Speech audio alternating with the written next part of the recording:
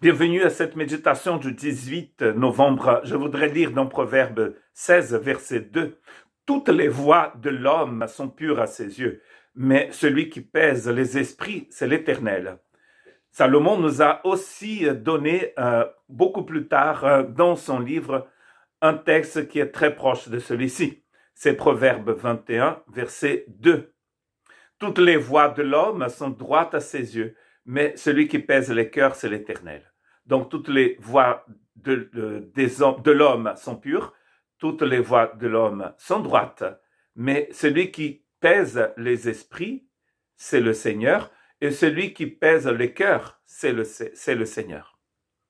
Donc deux choses dites de la même manière presque, mais à un moment c'est l'esprit et l'autre c'est le cœur. Donc c'est pour dire que le Seigneur connaît notre cœur, connaît notre esprit, il sent de tout, il connaît tout.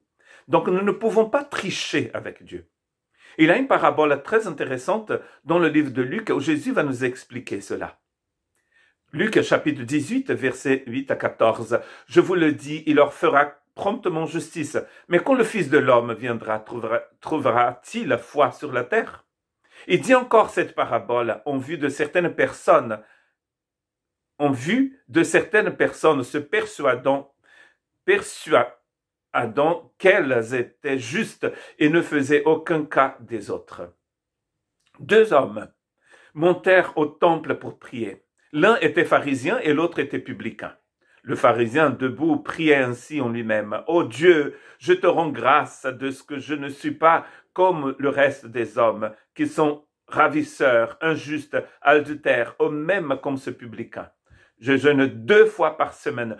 Je donne la dîme de tous mes revenus. » Le publicain se tenait à distance, n'osait même pas lever les yeux au ciel, mais il se frappait la poitrine en disant « Ô Dieu, sois apaisé envers moi qui suis un pécheur. » Deux juifs, parce que si ce publicain, même s'il était publicain, n'était pas juif, il n'aurait pas pu rentrer là où il était pour prier. On pourrait être lapidé, tué, si on était étranger et si on pénétrait dans l'enceinte du temple de Jérusalem. Ces deux hommes sont juifs, l'un est pharisien et l'autre travaille pour l'Empire romain. C'était un traître. Les religieux détestaient les publicains. Et on le mettait dans les mêmes listes avec les prostituées. C'est un péché terrible pour un religieux que de passer chez un publicain, de manger chez un publicain. Matthieu était publicain, n'est-ce pas? C'est lui qui a écrit l'évangile de Matthieu. Il était collecteur d'impôts. Il était détesté, sûrement par les autres disciples de Jésus au départ. Parce que les autres sont comme ce pharisien. Ils sont soi-disant justes. Mais ce que nous oublions, c'est que Dieu sonde notre cœur. Et Dieu nous connaît. Et ce n'est pas parce que je suis un publicain ou un pharisien que je vais être justifié. Non.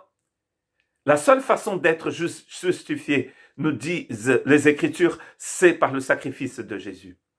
Romains chapitre 5, verset 1, étant donc justifiés par la foi, nous avons la paix avec Dieu. La paix avec Dieu, nous la trouvons dans la justification par la foi. Et seul Dieu peut nous justifier quand on le demande. Et prier, c'est tout simplement de dire ce que nous avons dans notre cœur, mais dire la vérité. Le pharisien, il ne dit pas la vérité. Parce qu'en même temps qu'il accomplit toutes ces choses-là, qu'il donne de l'argent et tout, il a un cœur, souvent, ces hommes avaient un cœur rempli d'amertume. D'ailleurs, ils font partie de ceux qui ont livré le Christ pour être crucifiés. C'était les premiers à vouloir lapider des femmes qui étaient trouvées en flagrant délit d'adultère.